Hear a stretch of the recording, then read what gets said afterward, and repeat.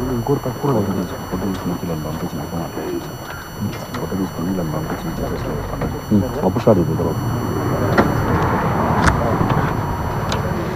అందరికీ నమస్కారం. ఈ నెల తేదీ 6/4/2025 రోజు సాయంత్రం 6:45 ధనశ్రీ గ్రామంలో దగ్గర ఒక షెడ్లో, ఒక వ్యవసాయ షెడ్లో ఒక మర్డర్ జరిగింది. దీనిలో ఈ కేసులో నేరస్తులైన మెహతాబ్ తర్వాత ఖలీల్ పాషా ఇద్దరు కూడా ధనశ్రీ గ్రామానికి చెందిన వాళ్ళే. వీళ్ళు ఆ రోజు సాయంకాలం ఈ 6:45 ఆ ఫామ్ హౌస్లో ఆ యొక్క షెడ్లో షేక్ అక్బర్ అలీ, తర్వాత అతన్ని ఇప్పుడు చనిపోయిన వ్యక్తి అబ్బాస్ అలీ, తర్వాత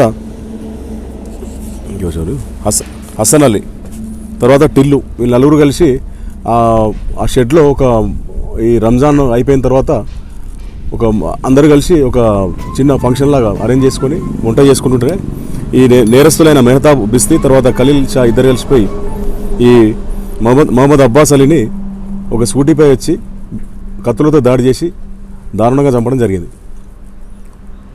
ఆ తర్వాత ఈ అక్బర్ అలీని అక్కడ ఈ చనిపోయిన వ్యక్తితో పాటు అతను మనకి ఈ కేసులో కూడా అతను ఫిర్యాదుదారుడిలో కంప్లైంట్ అతన్ని బీర్ బాటిల్తో కొట్టి అతన్ని కూడా ముఖం మీద కొట్టి దాన్ని గాయపరిచి పారిపోతూ శేఖర్ అనే వ్యక్తి అతని ఒక మోటార్ సైకిల్ తీసుకొని అక్కడి నుంచి పారిపోయారు వాళ్ళు.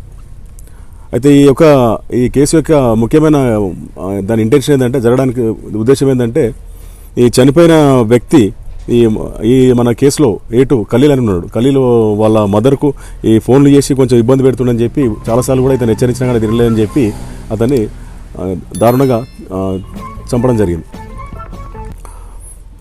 తర్వాత ఈ కేసులో 6వ తారీఖు రోజు పుక్కట్నగర్లో వాళ్ళిద్దరు నేరస్తులు అక్కడ ఉంటే మన పోలీసు వారు రైడ్ చేసి పట్టుకోవడం జరిగింది. ఇద్దరిని కూడా 8th రోజు ఈ కేసులో ముఖ్యంగా జరిగిన అతి తక్కువ సమయంలోనే జైరాబాద్ టౌన్ సిఐ గారు, తర్వాత చిరాక్పల్లి ఎస్ఐ గారు, అదేవిధంగా మా సిబ్బంది నరసింహులు, తర్వాత ఓందేవ్, అస్లాం, ఇంకా తర్వాత మునిపల్లి ఒక హోంగార్డ్ కూడా ఇందులో చాలా కీలక పాత్ర వహించాడు ఈ కేసులో నేరస్తులను పట్టుకోవడము.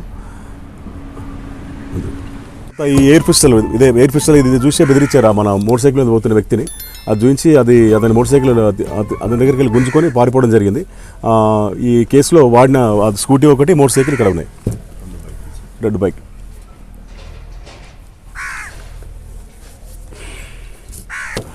ఓకే